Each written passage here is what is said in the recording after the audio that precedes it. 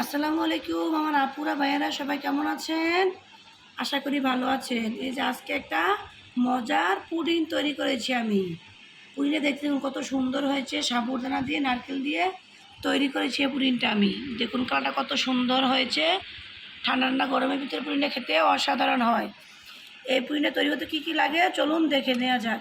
তৈরির প্রস্তুত প্রণালী। প্রথমে আমি একটি হাঁড়িতে পানি দিয়ে পানিকে বলক দিয়ে নিয়েছি। তারপরে এখানে 1 কাপ সুজি আছে। 1 কাপ সুজিটাকে ফুটন্ত গরম পানির ভিতরে আমি ঢেলে দিব। ঢেলে দিয়ে এটাকে হালকাভাবে নাড়াচাড়া করতে থাকবো পুডিংটা সিদ্ধ হওয়া পর্যন্ত। ও হালকা হালকা করে নাড়াচাড়া যাতে জমাট বেঁধে না যায়। যখন পুডিংটা সাবুদানাকে ভালোভাবে সিদ্ধ করে নিতে হবে, যেন ভালোভাবে সিদ্ধ হয়ে যায় সেই পর্যন্ত আমাকে অপেক্ষা করতে হবে।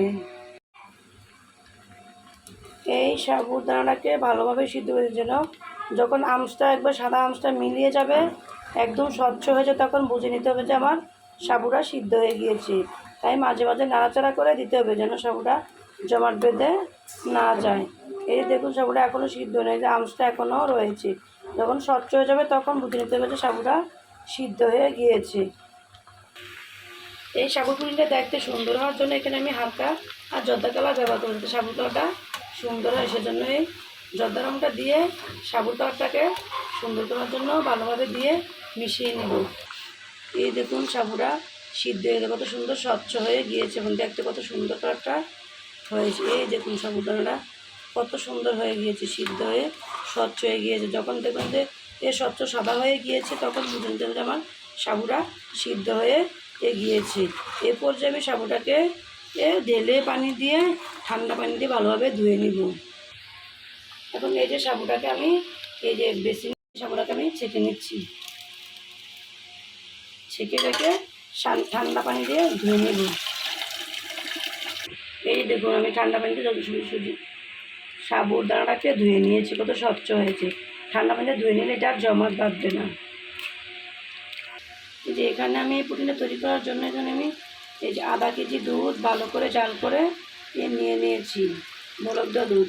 এই দুধটাকে বলক হওয়া পর্যন্ত অপেক্ষা করে জাল করে নিয়েছিলাম আগে, এখন ঠান্ডা হয়ে গিয়েছে। এখন আবার এটাকে ভালোভাবে বলক করে নিব। এখন এ পর্যায়ে দিয়ে দেবো এখানে 1 কাপ পরিমাণ চিনি।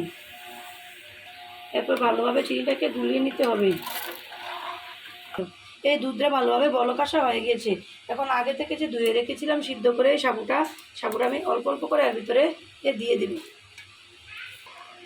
এই যে সবটা সাবু আমি দিয়ে দিয়েছি। সাবুর ডেজার্টটা খেতে এই গরমের দিনে ঠান্ডা ঠান্ডা সাবুর ডেজার্টটা খেতে অসাধারণ একটা টেস্টি আসে। এই সাবুর ডেজার্টটা অনেক মজাদার হয়ে থাকে। আপনারা আমার এই ভিডিওটা শেষ পর্যন্ত দেখলেই বুঝতে পারবেন এই ডেজার্টটা কত সুন্দর হয়েছে। এই পর্যায়ে সাবুটা দিয়ে আমি ভালোভাবে নেড়ে নেব। নিয়ে ভালোভাবে নাড়াচাড়া তো যেন সাবুটার জন্য জমাট বেঁধে না যায়। অনেকক্ষণ ধরে 5 মিনিট ধরে এটাকে নাড়াচাড়া করব। এই যে দেখুন ভালোভাবে বলক এসে গেছি। এ পর্যায়ে দিয়ে দিব কিছু নারকেল কুড়ানো। নারকেল কুড়ানো দিলে বাচ্চারাও খেতে খুবই পছন্দ করে এবং তার মধ্যে সুন্দর একটা কোকোনাট গন্ধ আসে। এটাকে দিয়ে ভালোভাবে মিশিয়ে নেব। এই নারকেল কুড়ানোটা দিয়ে দিলে খেতেও মজাদার এবং দেখতে অনেক সুন্দর হয় নারকেলটা দিলে। এই যে আমার সাবুটা দেখুন ভালোভাবে সিদ্ধ হয়ে গিয়েছে, কত সুন্দর স্বচ্ছ হয়ে গিয়েছে এবং দেখতে কত সুন্দর হয়েছে। এ পর্যায়ে আমি এখানে দিয়ে দেবো এখানে 2 চামচ পরিমাণ কর্নফ্লাওয়ার নিয়েছি। এখন এটাকে গুলিয়ে পানির সাহায্যে দিয়ে দেবো। আপনি কর্নফ্লাওয়ার করতে আগার আগার পাউডার দিলেও হবে, না থাকলে আগার পাউডার কর্নফ্লাওয়ার দেওয়া যাবে। এখানে আমি কর্নফ্লাওয়ারকে গুলিয়ে নিয়েছি। এখন এর ভিতরে ঢেলে দিব। কর্নফ্লাওয়ারটা ঢেলে দিয়ে এটাকে ভালোভাবে নেড়ে দিতে হবে যেন ভালোভাবে মিশ্রণটা মিশে যায়। এই যে কর্নফ্লাওয়ারটাকে এরকম অল্প অল্প করে ঢালবো আর নাড়া দিব, তা না হলে এটা জমাট বেঁধে যাবে। অল্প অল্প দিব আর নাড়া দিব, তাহলে এটা একসাথে জমাট বেঁধে যাবে, দেখতে অনেক সুন্দর হবে, তখন অনেক স্বচ্ছ হয়ে যাবে। এই যে দেখুন অল্প অল্প দিয়ে দিয়েছি এবং নাড়া করে দিয়েছি, জমাট হয়ে না হলে এটা জমাট বেঁধে যেত। নারকেলগুলো দেওয়াতে কত সুন্দর হয়েছে, নারকেলগুলো দিয়েছি। সাবুরের পুডিংটা এই গরমের দিনে খেতে মন শান্তি করা একটা আর পুডিং হবে, যা মুখে দিলেই প্রশান্তি চলে আসবে। দেখুন দেখতে কালারটা কত সুন্দর হয়েছে, সাবুর কালারগুলো কত সুন্দর হয়েছে দেখুন, আমি আপনাদেরকে কাছ থেকে দেখিয়ে দিচ্ছি। দেখুন কত সুন্দর হয়েছে, কালারটা দেখতে কি সুন্দর, সাবুদানাগুলো দেখতে কত সুন্দর মনে হচ্ছে, স্বচ্ছ স্বচ্ছ। এই দেখুন আমার এই পুডিংটা তৈরি করার জন্য সাবুগুলা রান্না হয়ে গিয়েছে। এখন আমি এই পর্যায়ে চুলা আঁচটাকে বন্ধ করে দিব।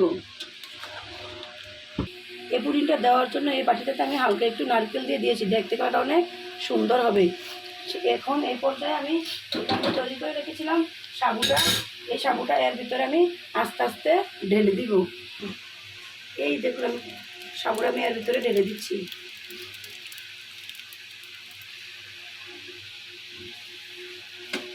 এই যে দেখুন এটা আমি সম্পূর্ণভাবে ভরে নিয়েছি, 2টা কাপে, একটা ছোট এবং একটা বড় কাপে দিয়েছি পুডিংটা তৈরি করার জন্য। এই দেখুন কত সুন্দর জমাট বেঁধে যাচ্ছে।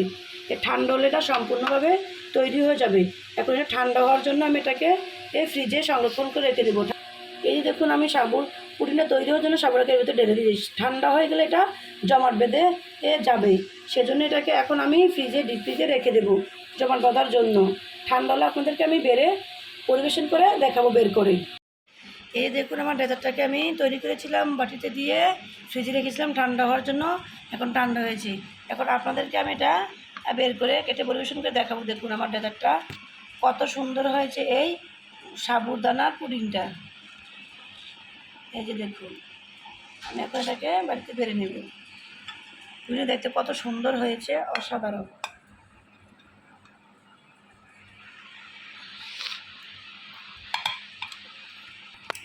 এই যে দেখুন আমার পুডিংটা সাবুদানাগুলো কত সুন্দর হয়ে গেছে, দেখুন দেখতে কত সুন্দর হয়েছে এই পুডিংটা, কত সুন্দর কালারফুল হয়েছে। এই যে নারকেলগুলো দিয়েছিলাম, দেখুন নারকেলগুলো দেখতে কত সুন্দর কালারফুল হয়েছে। এই যে এখানে আমি ছোটো পুডিংটা রেখেছিলাম বাটিতে, একটা ছোটো একটা বড় করেছিলাম। এই পুডিংটাকে আমি বের রেখে দিচ্ছি। দেখুন কত সুন্দর হয়েছে পুডিংগুলা। গরমের দিনে ঠান্ডা ঠান্ডা পুডিংটা খেতে আসলে অসাধারণ মনে হয়। এই যে দেখুন আমার ছোটো পুডিংটা, এই যে একটা তৈরি করে নিলাম একটা মিনি পুডিং বাটিতে দিয়ে, দেখুন কত সুন্দর হয়েছে। এই যে একটা বড় পুডিং, এখন পুডিংটাকে আমি একটু কেটে আপনাদেরকে দেখিয়ে দিচ্ছি। দেখুন কত সুন্দর স্বচ্ছ হয়েছে এবং খেতেও অসাধারণ। এই ঠান্ডা ঠান্ডা পুডিংটা খেতে দারুণ। এই যে দেখুন পুডিংটা কত সুন্দর স্বচ্ছ হয়েছে, খেতে অসাধারণ।